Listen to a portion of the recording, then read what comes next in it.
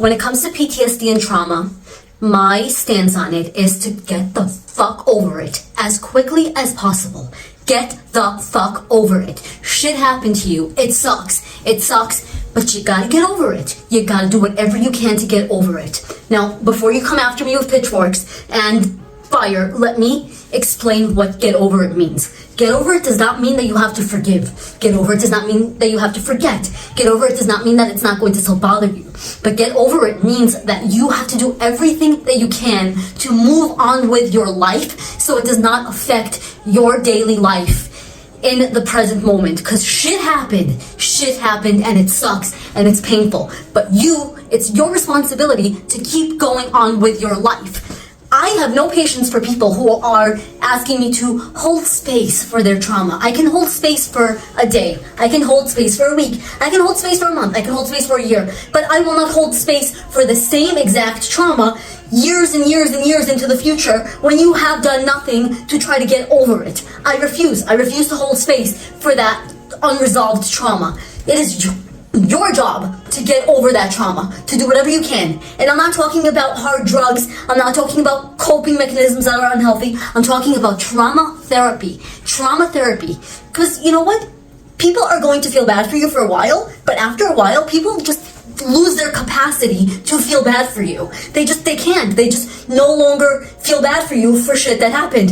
And you still might be feeling it. And it sucks and it hurts. And trust me, I'm coming from a place of I know what the fuck I'm talking about, because think of the worst shit you could ever think of. Think of these conspiracy theories that you've heard whispered around the internet that you're like, oh, that could never happen. It happened. And you know why? I know, because I was there. It happened to me. But do you see me harping on it?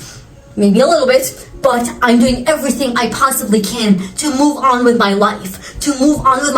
And live a healthy and productive life despite my trauma. Do I have a long way to go? Absolutely. But I am fighting like hell to get over it, because I'm not going to succumb to it. I'm not going to make being a victim my entire personality. I hate those people. I hate those people whose entire personality is I am a victim of what happened to me. And you can take your victimhood and turn it into something positive. I'm not saying you can't. Like sometimes when something bad happens to you and you take that and you turn it into something positive. You turn it into a movement. You turn it into a business. You turn it into inspiring other people. That's perfectly okay to make that kind of victimhood your personality. You know what I mean? But like to be like, I can't get out of bed today because of something that happened 8 years ago.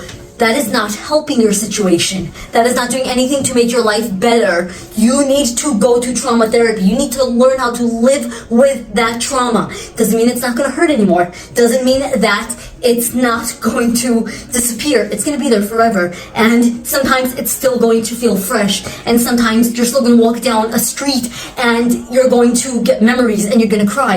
And that's okay. But what you got to keep doing is you got to keep going. You cannot fall. You cannot fall and lay there and wait to die. If you fall, you get up, you dust yourself off, you keep going.